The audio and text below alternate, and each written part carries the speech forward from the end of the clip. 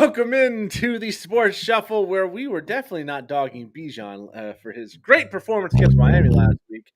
That sound that my buddy on the other end, Joel, Tampa Motor Mouth, I am flying Ryan Go Chris, made Yeah, pretty well summarized all of week 8.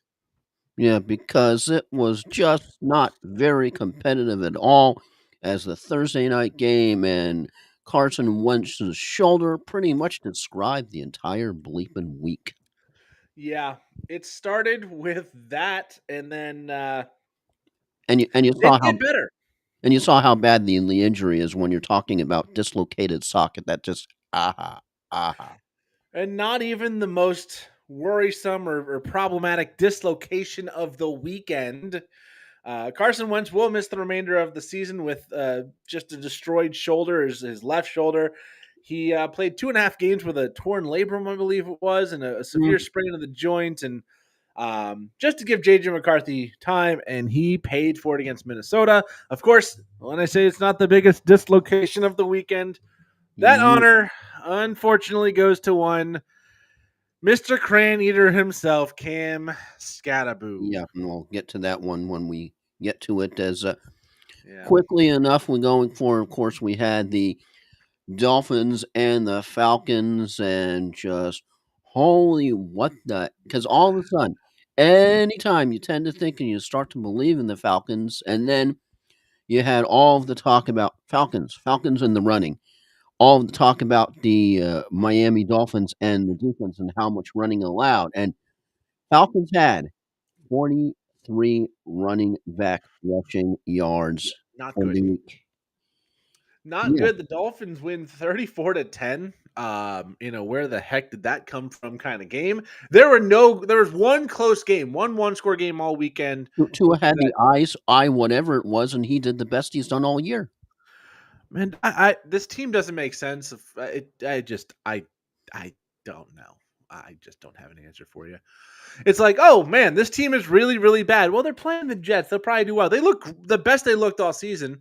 Then they go back to looking like trash and like, oh no, the Falcons have been pretty good at home. They're gonna wipe the floor. Dude, Bijan against this run defense, gonna go crazy. Nope, Dolphins win 34-10. Not even that Kirk, close. Kirk Cousins Kirk didn't. Cousins helped.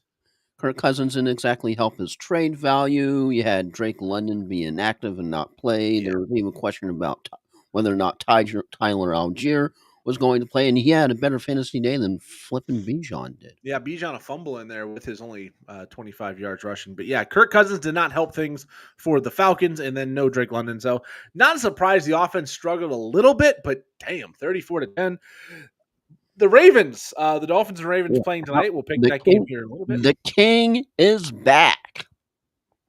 And you want to say, because again, Dolphins, Ravens tonight, we'll get into that game. You want to say, hey, great game for Derrick Henry going up against a bad defense. It should continue. But now Bijan's got that whole thing. Like maybe this isn't going to be Derrick Henry night.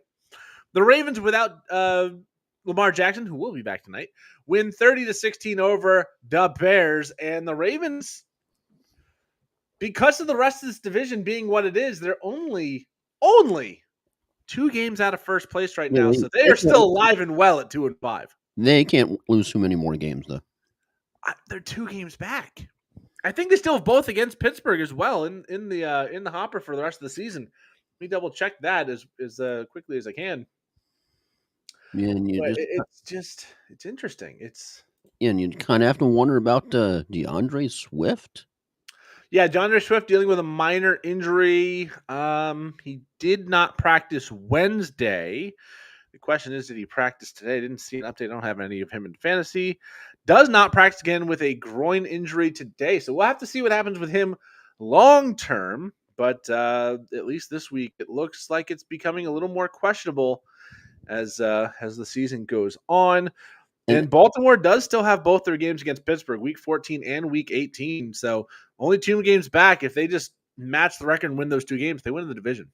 And then we go to Carolina with the misfiring and blanks of the Red Rifle. Yeah, Andy Dalton, another older backup quarterback that did not look very good. Buffalo wins 40-9. James Cook is very, very good at football. Nice to see him come back. The big news coming out of this game, at least for fantasy, is that it looks like Rico Dowdle's going to slowly take over more of that rushing role for the Panthers. No. Gives you a little bit more clarity because a lot of people like me, you start with Chuba Hubbard, Rico Dowdle, you pick them up on the bye week. Now you've got them both, but what do you do? Who can you play?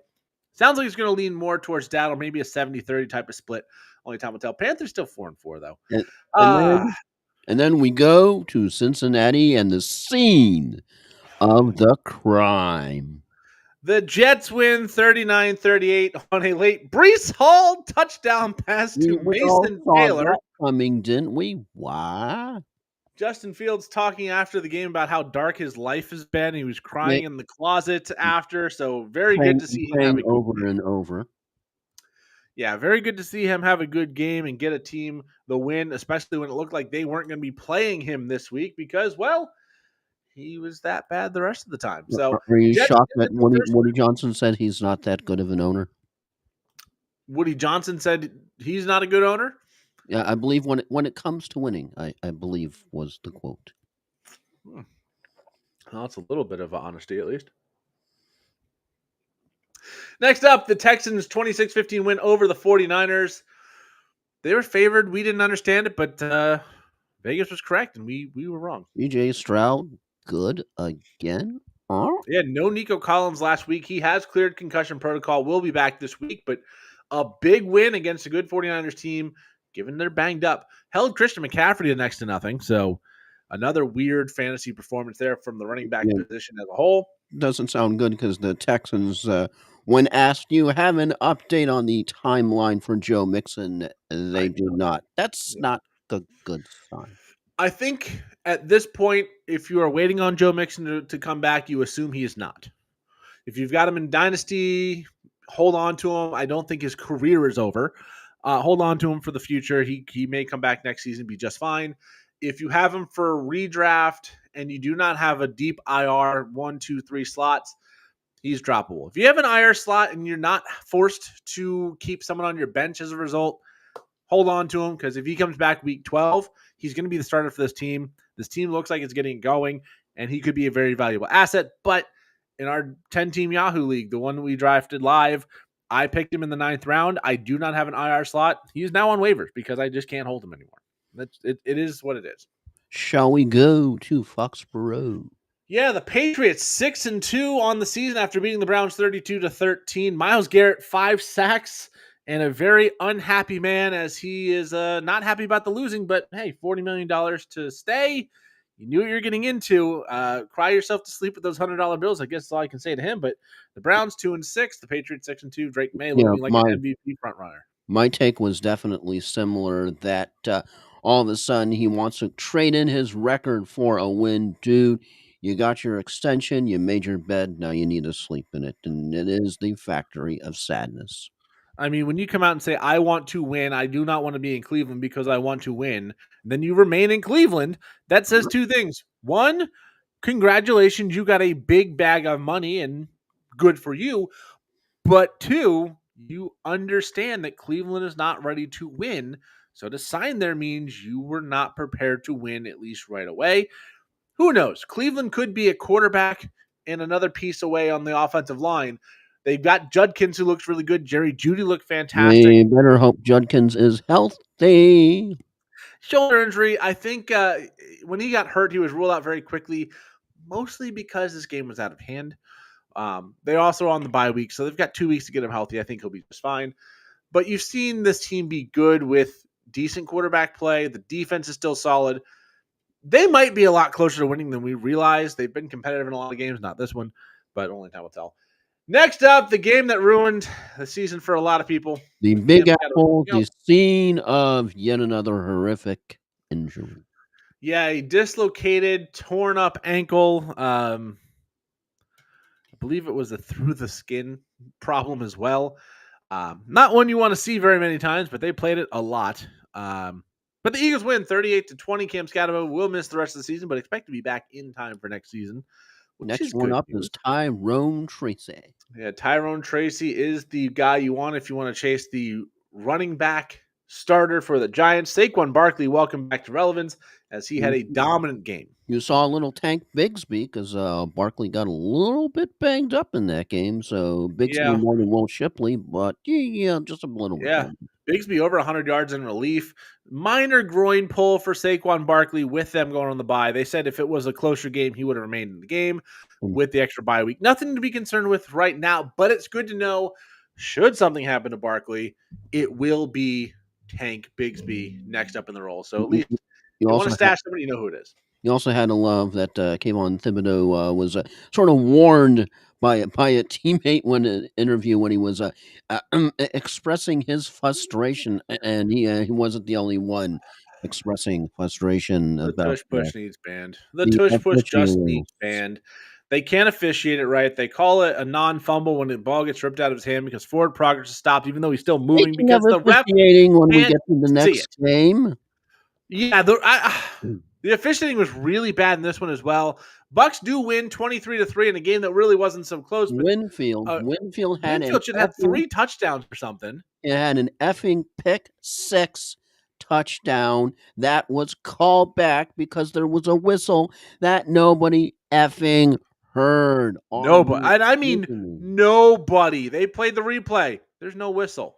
I joked on was it Sports Ball?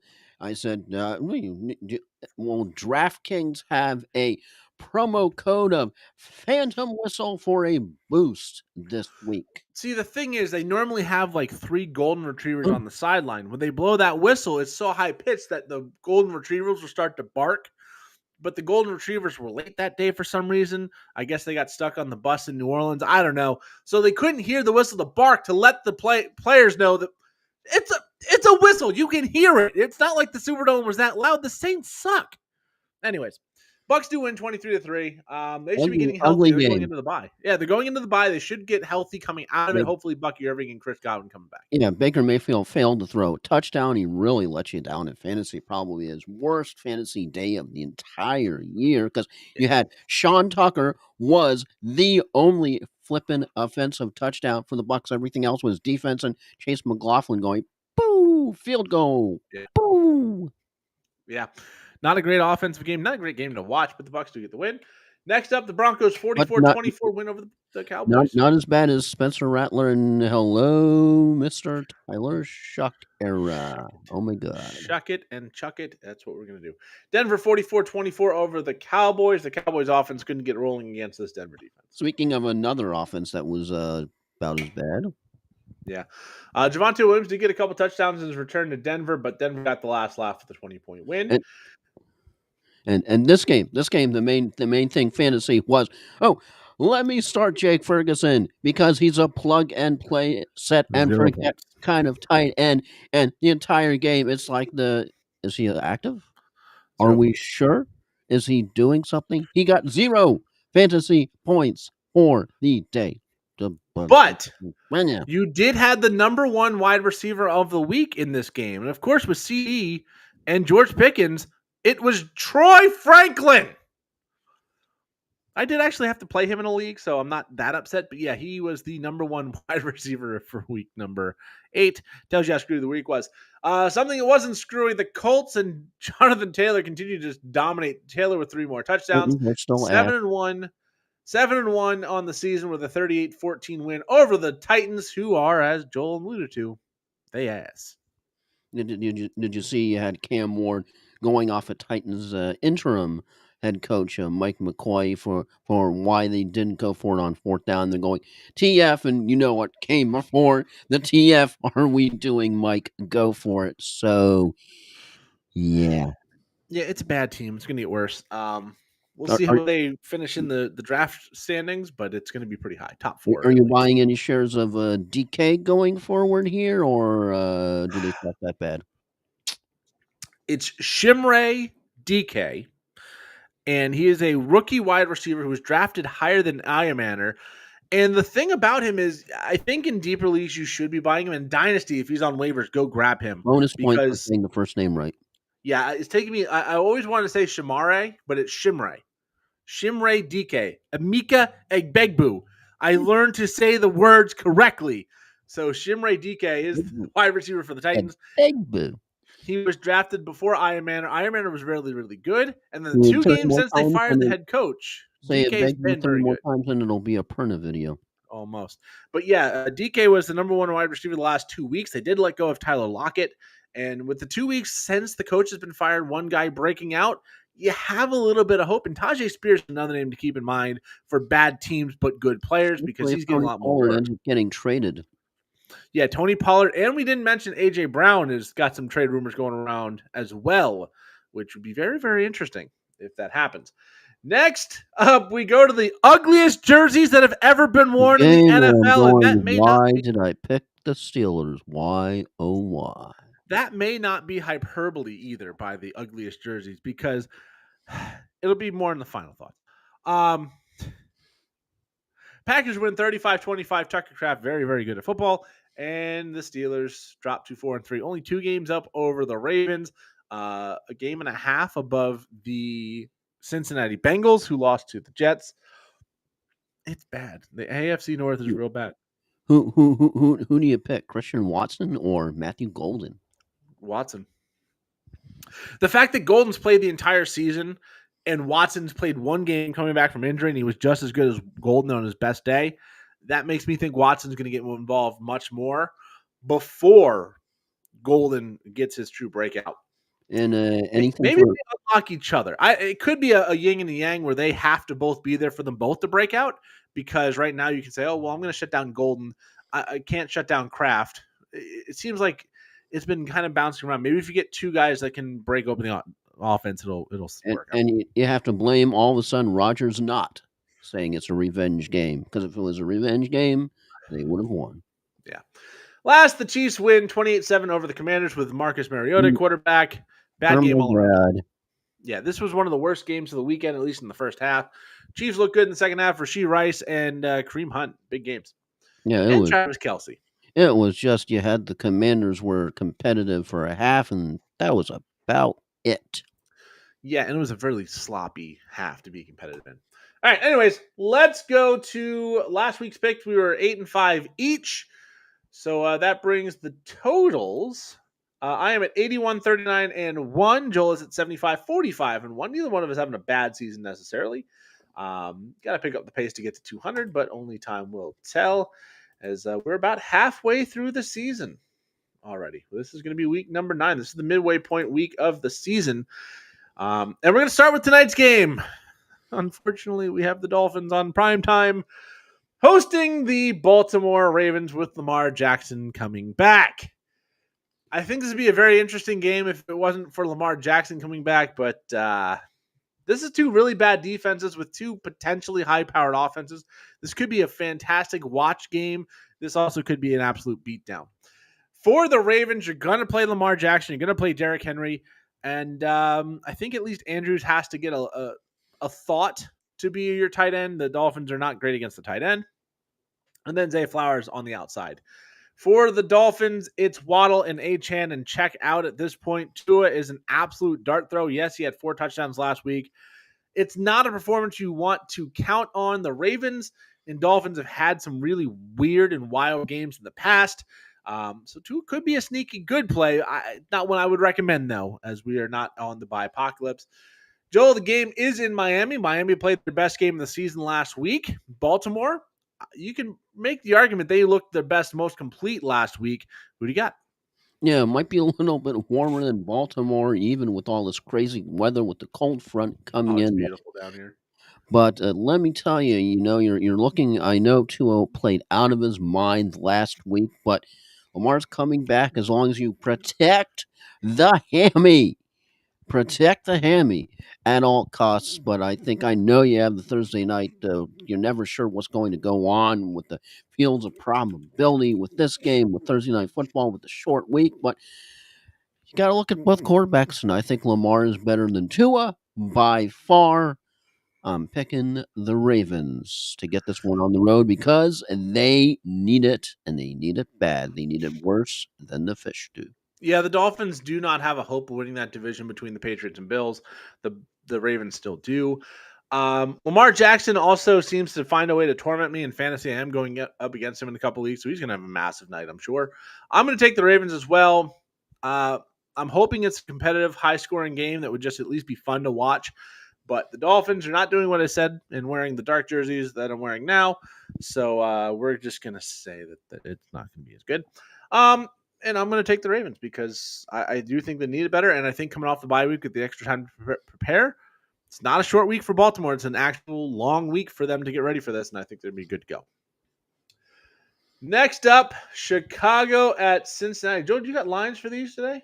Oh, yeah. As a matter of fact, I do. Hang on, as we will go to Yeah, the Chicago at Cincinnati. the appropriate for the Ravens. Of course, it was an over and under of 50, 7.5 for the Ravens, and buck 441 for the Ravens for the line. And for the game that we're about to do, the Bears and the Bengals, it's an over and under 51.5, spread of 2.5. Bears are the favorite here, and minus 142.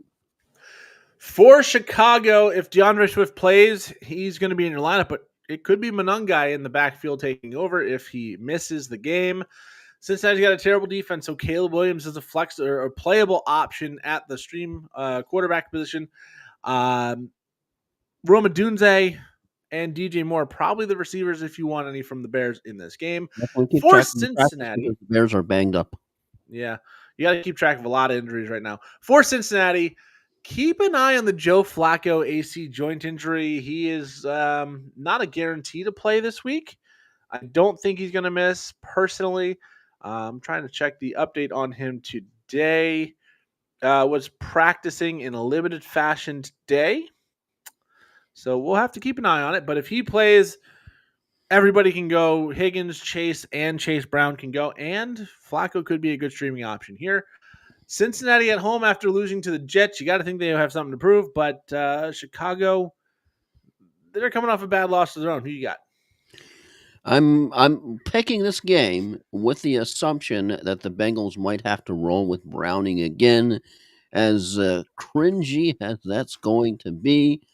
If that happens, if it's Flacco, definitely go with the Bengals. But for right now, I'm thinking Browning is a definite possibility.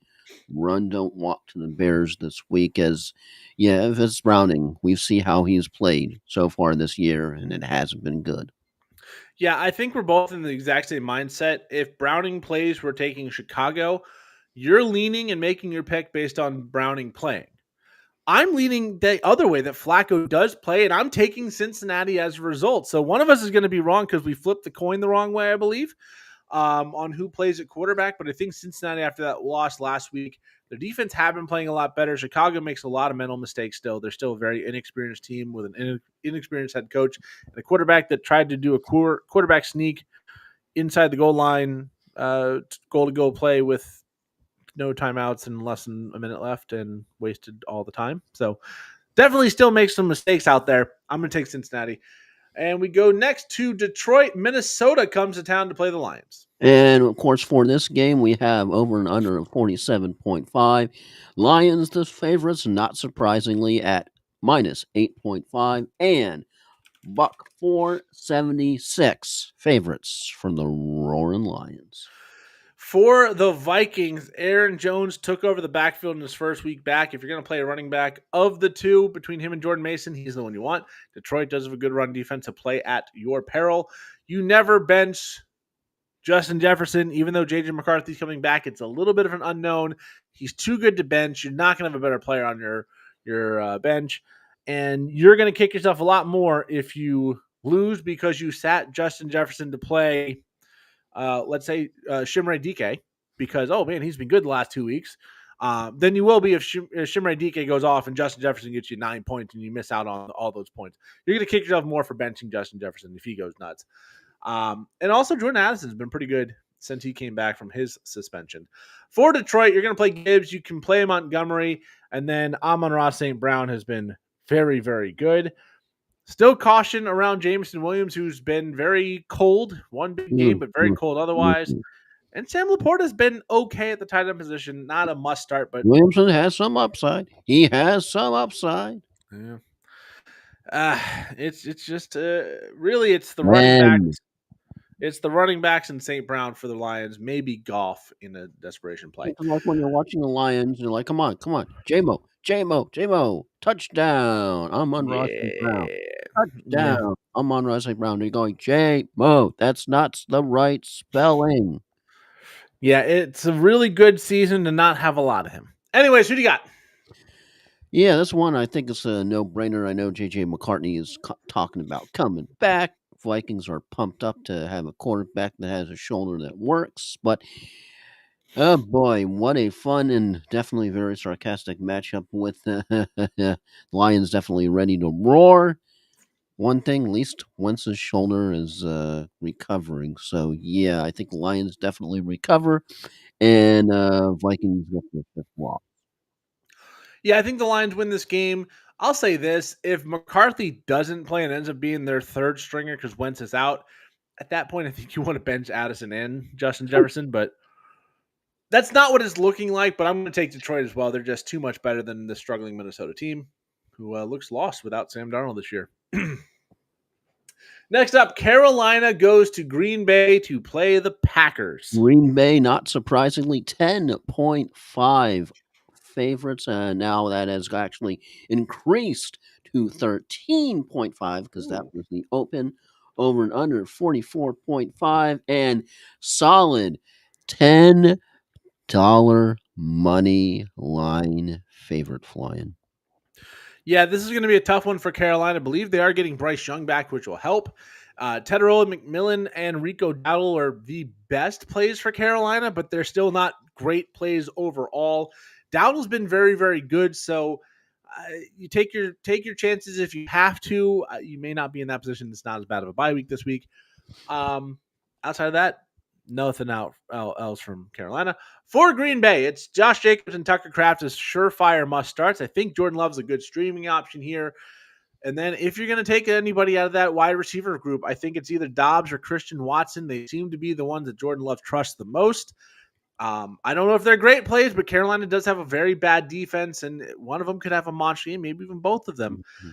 But it is a little bit more of a risky play. Someone like Matthew Golden also needs to be in the back of your mind, but they're not all going to have a good game for sure. Joel, does Green Bay get another win? Yeah, even if Young is back behind center, I love the Packers here, as the Packers were just absolutely. I mean, the Panthers were not the wrong P team. Panthers were just absolutely demolished last week. I mean, granted, Love is no Josh Allen by any stretch of the imagination, but I think he has a good game here. And Panthers have another very rough day. Yeah, I'm going to take the Packers because I'm not mentally insane. They're just too good. I mean, the Panthers have shown some flashes, especially at home, of being able to beat better teams, teams that are at least we believed were better than them. Mhm. And on the road, it just hasn't been the same. And in Green Bay, knowing the temperature in Florida being what it is, which I think is beautiful, but a lot of people down here are complaining about it being cold in the 60s. That means Green Bay is going to be even colder. So it could be a problem for Carolina as well going up into the Great White North. Next up, this should be one of the bigger defensive battles of the week. Denver at Houston. Texans are somehow once again the favorites, minus 1.5 over and under 40.5, just minus a buck 24. So they're favorites, but not by much, Ryan. Yeah, home favorite. Denver going to be without Pat Surtain on the back end. That could be a big deal, especially with Nico Collins coming to town, but them coming to cover Nico Collins in Houston. For Denver, I think you can play Bo Nix confidently. He's been good of late. Not pristine, not immaculate, but he's been getting the job done for fantasy. J.K. Dobbins has been very, very good all season long. Although R.J. Harvey, 3 touchdowns last week, a little bit of a breakout. Maybe he gets more work this week. It's only going to take some time to tell. Wide receivers, Sutton, Franklin, Mim. If Mims plays, I think he's in concussion protocol. All of them are kind of in the same boat to me, where with the good defense of Houston, probably don't want to play him, but Sutton is the best play of the 3, the most reliable one. For the Texans, it's Nico Collins first and foremost. Everybody else in the wide receiver game, You can probably put him on the back burner, at least for this week. Not a great week for Woody Marks or Nick Chubbs out of the backfield. And Stroud's been good of late, but I don't think this is going to be a good start for him. Denver's really, really good. They get a ton of sacks on the defensive side of things. I expect this to be a game where neither team scores more than 20 to 24 points. But Joel, who gets the win? Strouds and Texans definitely looking better recently, but I have to roll with the Broncos looking good. And while the belief might falter a little bit rolling against a solid D, I think the Broncos show that they are legit. Even deep in the heart of Houston, I'm picking the Broncos. Yeah, I'm taking Denver as well. There are a couple last second losses from being undefeated so far. I mean, the leverage call against the Colts being the worst of the two. Houston might be looking better, but they're still not looking as good as Denver has most of the season. Denver seems to show up most in the fourth quarter when it matters the most, and I think they get it done. Next up, Atlanta, who is Which just a Atlanta weird team. Falcons team shows up this week? Yeah, if the good Falcons show up, this could be a very good game. If not, it's going to be a walk for the Patriots as they go to Atlanta goes to New England to face Drake May and New England. Patriots are the definite favorites here. Open 2.5 has gone up to minus 5.5 over and under 45. And of course, Patriots solid $2.30 favorites. For the Falcons, Drake London should be back this week. Bijan Robinson, after that bad week, you still play him. If you have Bijan Robinson and he is healthy, he is in your lineup. Imagine the Don't team worry. that had Bijan and Jake Ferguson. There are teams that had Bijan, Christian McCaffrey, and Jake Ferguson, and Quentin Johnston. And Baker Mayfield was your quarterback. Baker, I mean, it's very realistic. Unfortunately for you, you probably lost. But you're still going to play him, Drake London. Kyle Pitts has been fine. He hasn't been a great tight end, but he's been a top 10 guy, someone you can rely on each week for at least not a bad game. And then that's probably end of list. Darnell Mooney, more of a dart throw. For the Patriots, Ramondre Stevenson's been the number one running back, but we did see a little more of TreVeyon Henderson last week. Tab of his practice reports. Yes, we did see more TreVeyon Henderson last week. I know the fantasy community is waiting for him to get all of the work. Maybe it's coming, probably not right away. You're going to play Drake May. He's been MVP quality so far this season. His wide receivers, you've got him. Yeah, you've got Diggs, you've got Booty, you've got Douglas, you've got Hunter Henry. All of them can have massive games. Which one's going to have it week to week? No idea. This feels like a Booty or Diggs week to me, but you're going to have to look into those matchups a little bit more on the corner-to-corner play and all that. Everybody likes a little Booty, huh? Yeah, Booty wide open. With that, Joel, who do you got? Which Falcons show up? That's the main question. Hopefully, Penix and London are back because that was just painful to see last week. I mean, I have to pick the Northern Drake by far as opposed to the Southern Drake. Yeah, and even with Stevenson questionings going into week 9, I still think Pats definitely have the next man up. Henderson waiting, as you insinuated, talking about the fantasy community waiting for him to get some more of the feast. But regardless, I think they have a solid, secure running game. And yeah, you're wondering, can May and the Pats stumble here? Yeah, but for now, I'm rolling with a solid favorite, and I'm picking the Pats to win by more than a point after. Yeah, I think the Pats will have a couple of stumbles along the way this season, but I don't think this is one of those weeks. I think Atlanta is reeling after getting just absolutely spanked by Miami.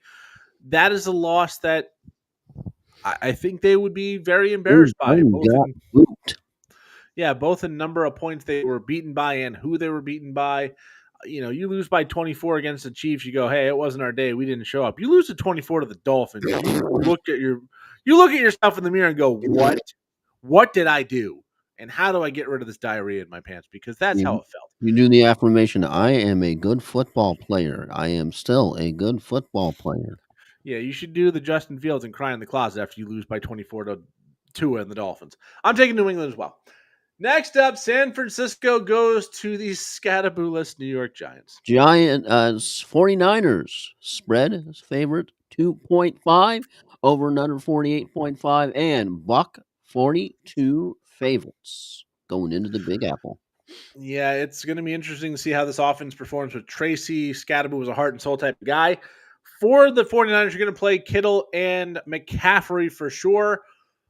Outside of that, Jennings, see if Pearsall is going to play. It's a lot of just fluff options in the wide receiver pool. We'll have to wait and see who's actually playing because Pearsall's been out for so long. Brock Purdy may be back. Hard to give advice, but I think Jennings is the only sure play in the wide receiver room if you need a wide receiver this week. For the Giants, it's going to be just bad, I think, fantasy-wise. Tyrone Tracy is the guy. You can play him. He's not going to be the best ever, but he's not going to be Scatabo. But he should get you some good points. Wanda Robinson on the outside is the wide receiver one for this team. And then Jackson Dart's been really good this season for fantasy, even though there have been times he hasn't looked great. He's a rookie, very inconsistent. Good team in the San Francisco 49ers may shut him down, but they've looked real bad at times, like last week against Houston. Joe, who you got winning this one?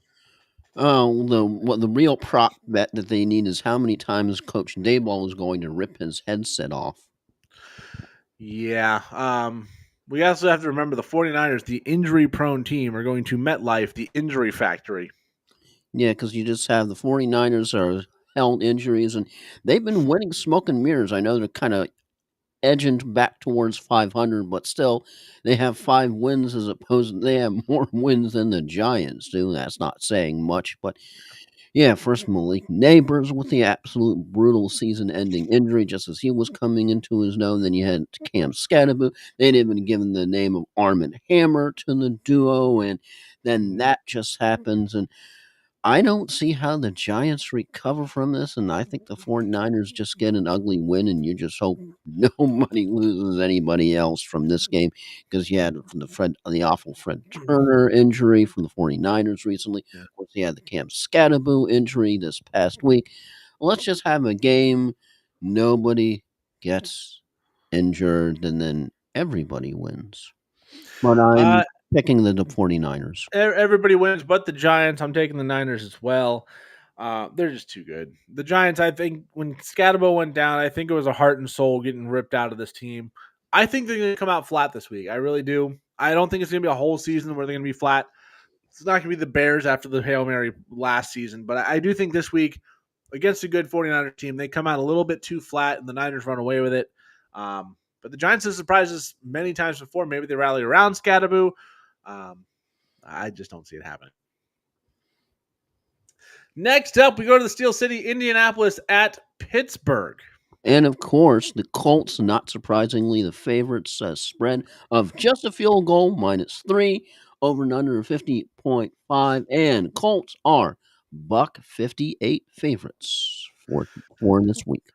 For the Colts, Daniel Jones, Jonathan Taylor, Michael Pittman, Tyler Warren, all in your lineup. Josh Downs and Alec Pierce are fringe options, but they are playable in a pinch if needed. For Pittsburgh, Jaylen Warren has been very, very good all season long. He might not be as utilized if the Colts go out to a big lead, which they've done in a lot of their games this season, but he's involved enough in the passing game. And, of course, DK Metcalf on the outside. Jonnu Smith and Pat Freiermuth are depth options at the tight end position. I don't think Aaron Rodgers is a good play, but he can always surprise. So, Joel, big game. Who do you got? You know, like the old underdog show when you had the female female companion of the main character. Anytime that the Sweet Polly needed help, she always would go, "Where oh where has underdog gone? And oh where has the Steelers D gone? Oh where can it be?" Don't even think they'll answer there. Just you're trying to figure out what the steel curtain to happen because literally they've gone from being the most expensive defense out there to they're on a milk carton because you're wondering where they were in the Bengals game, definitely with the ugly unis game when the Packers absolutely pwned them. And now here you have Indiana Jones and the Colts riding into town with one of the most insane offenses we've seen in quite some while. And you're still trying to figure out how the Colts are 7-1, and you're going, they're the one of the best teams in the league. Really, I mean, Daniel Jones doing Daniel Jones things, whether it's Pittman or somebody else, and Jonathan Taylor just being a freaking tank. And I think they're just going to be run right through these Steelers all afternoon long. And Rogers' hot start, I think, stumbles a little bit here, and get ready for another fun week for pressers that will abound in Pittsburgh. I'm picking the Colts. Sorry, Steelers. Yeah, I'm going to take the Colts as well. I do think both teams offensively show up. I think the Colts win this probably like 41-28. It's just the Colts are too consistent. They're rivaling the '07 undefeated till the Super Bowl Patriots with points per drive. I think they're about a tenth or less than a quarter of a point behind them on the season, which that was, of course, the all-time offense. I don't think Pittsburgh's going to be able to stop Jonathan Taylor, and when they try to, that's when Daniel Jones is going to light him up. Daniel Jones has been every bit as good as the Giants ever hoped he would be, but he's done it for the Colts. And I think it continues. I think the Colts get the win. Again, I think it's a high-scoring game. I think your fantasy options are going to be very, very happy. But if you're a Steelers fan, you drop one more, and depending on how Baltimore and Cincinnati do, you could be having that lead shrink even further. Next up, Chargers go to Tennessee to face the very, very sad Tennessee Titans. 8.5 underdogs, up to now to 9.5 underdogs.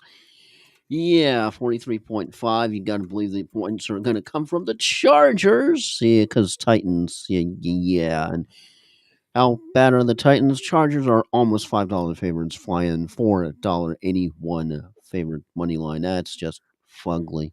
Yeah, the Chargers going to the Titans. I'm surprised the line's actually as close as it is. Kamani Vidal in the backfield's been very good in relief of Marion Hampton, who's still on IR, so he is a must-play this week. Justin Herbert and the gaggle of wide receivers with Allen, with Lad McConkey, and with Quentin Johnson, all at least in consideration. And Rondé Gadsden has become a must-start at the tight end position. They won't all have good games, but they're all going to have the potential of having massive games. There's usually going to be one, maybe two of them are odd man out. I would say this week it's going to be Keenan Allen as the odd man out, just because they don't need that possession guy the same way as they normally do. And I think the other guys get it done.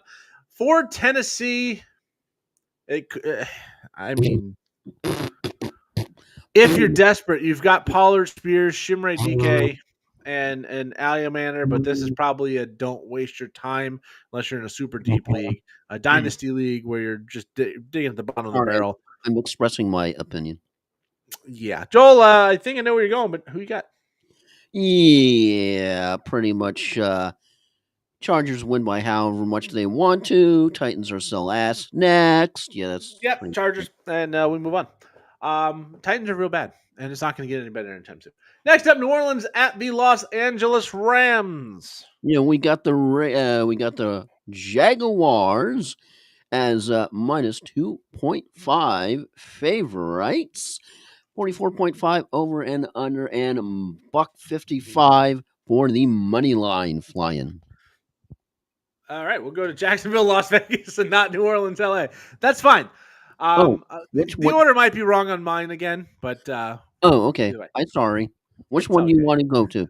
Let's do New Orleans and the Rams. Rams and Saints, and then we can go back to that one. Okay, as we were saying, the Rams, as we do the Men in Black neuralizer into the Rams minus 13.5 favorites, up to minus 14, over and under of 44.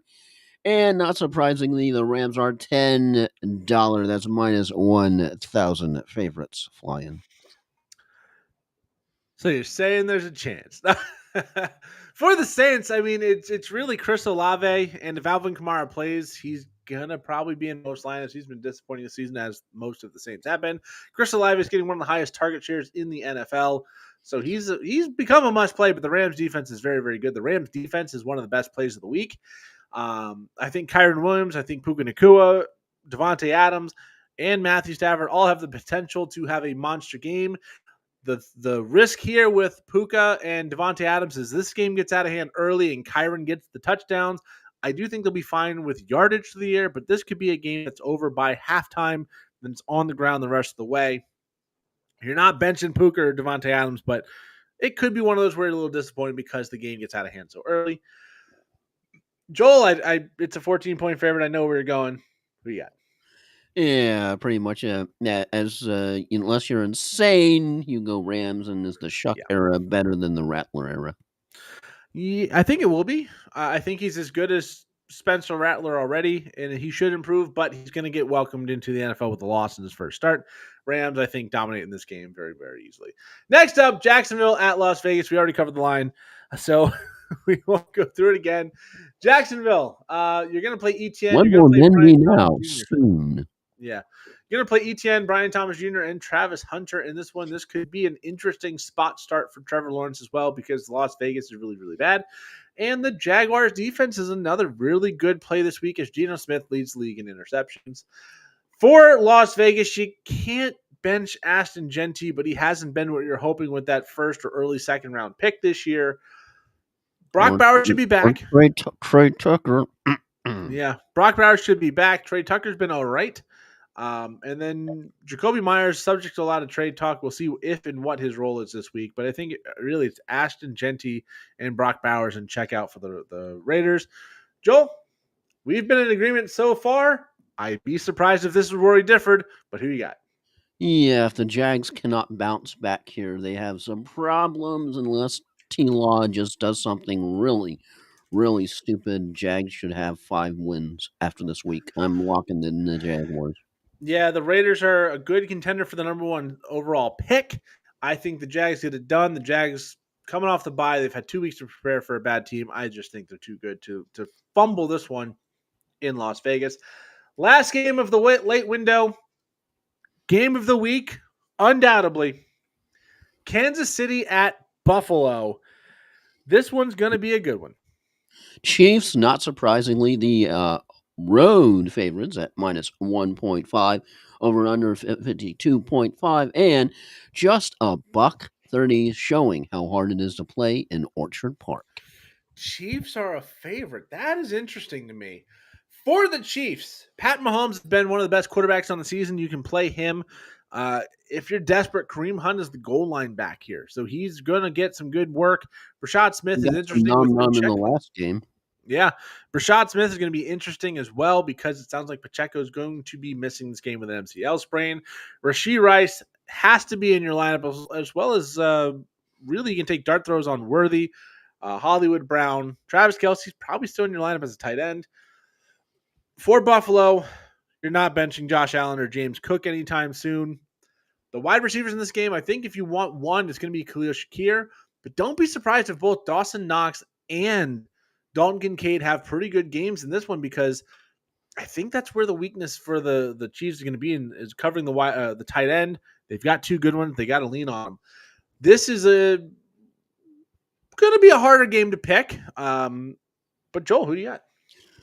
Yeah, because you're looking at how close the odds are, and this game is definitely better than the Sunday night games, and sort of wondering why it isn't flexed to the Sunday night game. 2 reasons. One, they don't only want to play Chiefs and Bills games on Sunday Night Football. And 2, I think it's still too early for the flexing to start. I think that starts in a couple weeks. But still, you can't. Seahawks and Commanders, Chiefs and Bills. It's just wait. I'll say this. I think Seattle, Washington with Jane Daniels back could be a very interesting, watchable game.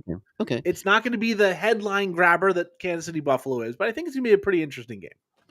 I tend to think that the Chiefs and their battle station is to its full operational power, and they're ready to strike Alderaan here. But if Bills play well at home, they play hard at home, close game. But I've got to pick the Bills to win. Could be a field goal type game late in the fourth. I think it's definitely high scoring when you're talking Josh Allen on one side of the ball, Patrick Mahomes on the other side of the ball. You have Rashee Rice back into effect. Travis Kelce finally seemed to be getting back in the groove because you had Kareem Hunt, Travis Kelce, Rashee Rice all had touchdowns last week. So Chiefs are definitely dangerous. So there's something about the Bills at home and definitely give them an edge. And I don't know if they can put the Chiefs through the table, but I think they get an ugly win. And if they don't, it's going to be how fraudulent was that early season win streak? That will be the question and the narrative of the week if they don't win, but I think they do. We've seen this matchup several times in the last few years. It's two of the best quarterbacks in the NFL, two of the best teams in the AFC. We've seen it in the regular season, we've seen it in the playoffs. And one trend keeps happening year after year. Buffalo wins in the regular season, Kansas City wins in the postseason. This is going to be in November. As far as I'm aware, that's still the regular season. I'm taking Buffalo. And when it comes time in January for this matchup to be for the AFC divisional or AFC championship game, I'll go the other way, even though it might be back in Buffalo.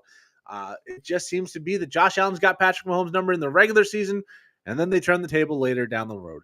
I'm taking Buffalo as well as we continue to be in lockstep all week long. Next up, we are waiting all day for the Seattle-Washington game that Joel just alluded to. I think it's going to be a higher scoring game. I don't know the line, I would say probably 49.5 is the over under on that one. Guessing? That would be 47.5. Okay. And 47.5, I would Steve. guess Seattle's the favorite just because they're Yeah, it's a by a little field goal uncertainty. Yeah. and minus 162. Yeah, a little bit of uncertainty still around Jaden Daniels. Does sound like he's going to come back. If he's back, I think this whole offense ascends a little bit more. For Seattle, you're going to play Ken Walker. You're going to play JSN. And I think this is a good spot start for Sam Darnold. I really do for fantasy. If you are one of those guys that's got their team Baker Mayfield on bye, if Sam Darnold's on waivers, could be the spot start you really need. For Washington, I don't think you can trust Kroenke Merritt yet. You're still going to play Jaden Daniels if he's in the game. Deebo Samuel, no Terry McLaurin. He is out again this week with that quad injury. He re-injured after making some ridiculous catches. I think Deebo is a must play in this one. Seattle's defense has been leaky at times. And then Zach Ertz has been good enough at tight end. He's at least in consideration. Keep in mind guys like Chris Moore and Luke McCaffrey as depth options as well. Yeah, do you get any? I'm curious, Flying, if you get any more fantasy points for a toe tapping touchdown catch as opposed to a normal touchdown catch. Unfortunately, not. But that would have been great from McLaurin last week. You had 3 of them. It seems like. Yeah, but in case of this game, are we to the pick yet? Yeah, we're to the pick. You're up. The pick. I know you definitely have the Commanders have had some good wins this year, but I don't know how you pick them here. You don't have Scary Terry again, as you just said. He all of a sudden came back, had an amazing game, then is out again. Everyone's sort of bracing to see if we're going to see the dreaded IR call for him. Hopefully not, as the holdout definitely has affected him and not in a good way. Bill kind of a little bit on the underwhelming. And just with kind of everything, even with Jaden Daniels trending on coming back, I've got to pick Sam Darnold and the on the road, more dependable Seahawks that they've stumbled twice, but the Commanders have stumbled so much more as just 2024 is not walking through the door. I'm picking the Seahawks. Yeah, Coach Dan Quinn said he's hopeful that the setback won't knock him out for a long time about McLaurin. Hopeful that he'll be back in time for the Week 10 matchup against the Lions that I will be at. So I would definitely hope he's back as well. I also hope Jaden Daniels gets through this week healthy because I want to see him play. I didn't go to see Marcus Mariota go up against the Lions. I want to see Jaden Daniels and the Lions go head to head. I'm taking Seattle as well. I do think missing McLaurin is going to hurt this offense enough. Even though having Jaden Daniels should help it. Seattle's been very solid throughout. They're tied on top of the NFC West. And Washington's just been a little off. They're facing a tougher schedule than they did last year, and it's showing. And I think Seattle gets it done. And then our last chance for disagreement. Monday Night Football, Arizona at Dallas. This is going to be a high-scoring affair. Not surprising at all. Cowboys are the minus 2.5, so just a little bit under a field goal favorites. Over and under of 54.5, so there are going to be some points. And Cowboys just buck 48 favorite flying. For fantasy, if they're playing in this game, you fire them up pretty much. Marvin Harrison Jr., Trey McBride, Bam Zonovan Knight, depending on what platform you're on, it'll be one Bam or Zonovan. He's going to be playable. And then Kyler Murray coming back from the foot injury. He's going to be playable. Dallas's defense is abysmal. So I expect some big games there. But for the other side of the ball, Prescott must start. CeeDee Lamb, George Pickens, Jake Ferguson, Javonte Williams. Don't question what you saw last week as an anomaly from Jake Ferguson. He's been one of the best tight ends of the season. He's going to come back. You don't bench those guys. The Dallas offense is great. Their defense is terrible. You kind of have a little bit of a similar situation where the Arizona defense is not as good as their offense, and their offense isn't great. So I think there's going to be an extremely high-scoring game. I think in one of the pick and pools, they have you pick the Monday night total score. I think I put it in at 72. So I think there's going to be a very, very high-scoring game. But Joel, the question is who wins? Yeah, did you see the Jerry Jones quote that Cowboys are one player away from having a good defense? Yeah, I did. It's weird. They just need one pass rusher, right? Just one guy. If Yeah. only they had that guy, this would be a good defense. Yeah, I know. Did they It's just weird. trade away to some team somewhere? Some I guy? Yeah. I forget what happened in the NFL sometimes. It just seems like they should have somebody, maybe someone who wore like a number 11 or something that was really good, just wanted some money, and the richest owner in sports, or one of them, just decided, nah, I don't want to do that. It's weird, but I don't remember all of that. But anyways, what do you got? I'm all kidding aside, and yeah, Jerry Jones does definitely deserve some major kidding.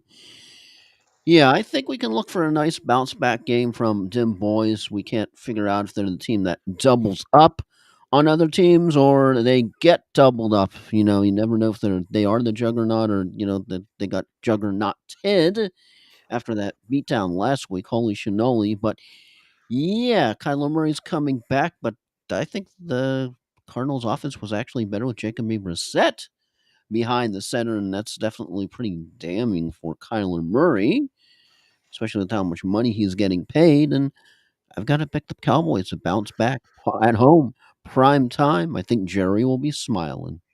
I think we're going to agree, but I'm going to tell you exactly how it's going to happen. Arizona's going to go up early by about 10 points. Dallas is going to keep it kind of close.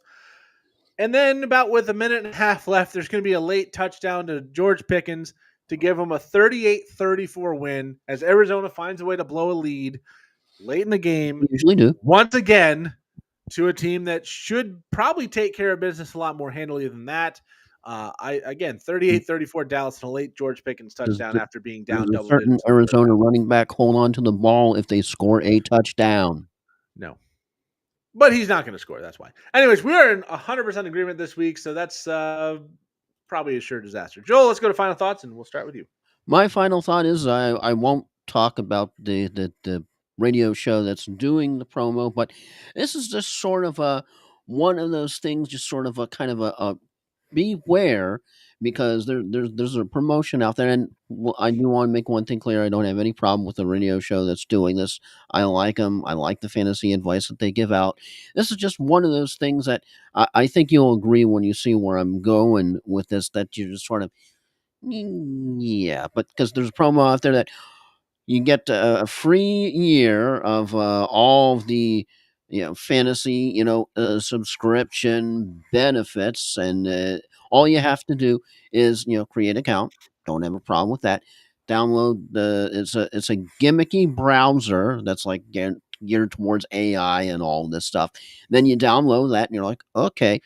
But when, Ryan, you come to the part where you claim the free year of subscription, not only do you have to enter your payment information, and I don't know about you, I tend to have a problem, Ryan, with any time somebody says that something is free, but you have to enter your payment information. Is that a flag for you?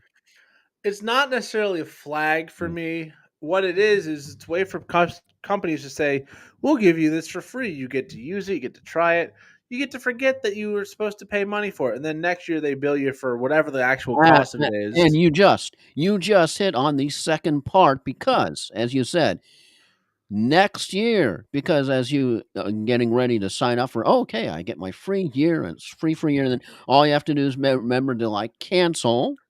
But Yep. if you don't cancel, you get renewed $99 the annual Yep. subscription next year. And how many people? How many people out there sign up for something, forget about All it, the time. and what's this charge appearing on my bill? And that definitely you kind of have a little bit of a problem with. And so that's why I decided, as much as something seems to be free, as my dad RIP used to say, if it seems too good to be true, it probably is. So just sort of a word of warning out there. Like I said, I don't have a problem at all with the show that's giving the promotion, but I just have a problem with the specific promotion because you're like, number one, the payment, entering the payment. Number two, if you forget about it, year And you from will. now, and most people do, oh, Yeah. what's the surprise charge? And that's my Yeah. final thought. Like I'd rather be something like the fantasy footballers. You can pay up front if you want it. Hey, here's how much here's what we offer. Here's how much it is. You can support the show. You can do it monthly. You can do it annually. You can do whatever. Here's what you get with it. Take it or don't. I like that better. There's plenty of products out there that say, "Oh, look at all this crap you're paying for. You don't want it. You don't even use." That also costs money. It's one thing to say, "Oh, we got a 7-day free trial," because you'll see like some photo changing apps and stuff like that, or like the 2 weeks free for like some of the streaming services. You can write down a note on your calendar and never have to change the page or put it in your phone to say cancel this today. And you can do that with a year out, but it's one of those things you can definitely forget in a year, and then it's $100. Don't love that. Anyways, any other final thought for you, or just the one this time? My other final thought is a rough life for Brian Kelly, fired from LSU, gets a compensation monthly payment of $800,000 a month. That poor man. How will he Nice ever work survive? if you can get it. Yeah. My final thought is going to be two very contradictory things because the first one is going to be the power of positivity. I was in a disc golf tournament over the weekend. That new edition is a second place trophy from that event, so went pretty well. But I had one of the best experiences in tournament I've had because the people I played with were very positive. Everybody fist bumping after shots. We're competitors, but we're having fun as a group. And all of us rose the game, played better because we're all in good spirits to keep everybody going. So the power of positivity, keep it in mind, put it in your life, it'll make you better. Now I get to be super negative about the goddamn Pittsburgh Steelers ugly ass jerseys that they had to torture us on Sunday Night Football. I am sorry. Did you see the memes where they were compared to a road sign to Charlie Brown's shirt? They look like Charlie Brown's shirt, which is one problem. They looked like a prisoned bumblebee on the as another one. And the thing is, I'm a jersey person. Obviously, I have the Black Dolphin jersey. I love it. It's an alternate. Some alternates are great. I've got tons of jerseys in this closet. I even have this Pittsburgh Steelers bumblebee jersey that everybody hated on. I'm like, well, at least that's kind of interesting. That's different. This one sucked. And everybody hated it. And sometimes, and I admit this, sometimes, and I mentioned this with the Buffalo Bills one, the white jersey from the same rivalries correction as this black one. Online, that white jersey looked amazing. And it looked good on the field, but it looked like the old Raiders white and silver from about 5, 6, 10 years ago, something like that. And it didn't pop on the field. And all of these teams in every sport do on the field, on the court, on the ice, testing of any new jersey to see how it looks on the field. So when it comes out online, you go, oh, that's a bad jersey, but it's people standing in front of a green screen, or it's people standing in front of like a background that's just plain. Okay, maybe that's it. It looked worse on the field. It looked worse on the field. And then I had to ruin someone else's night because I said, you know what's really sad? The number on the front doesn't match the number on the back, and it drives me crazy. Now it's going to drive you crazy. And they went, you son of a. Now I see it. Now it bothers me every time. So, worst jersey ever, but be positive. Anyways, that's our time. And with that, I am Flying Ryan and I go Chris along with. Tampa Motor Mouth, Joel Verlin. We'll be back next week for a more normal schedule. And yeah, it'll be a very interesting week, number 9, even though we agree on everything. We now return to normal, therefore, any more problems that you can't deal with are your own. And with that, we go.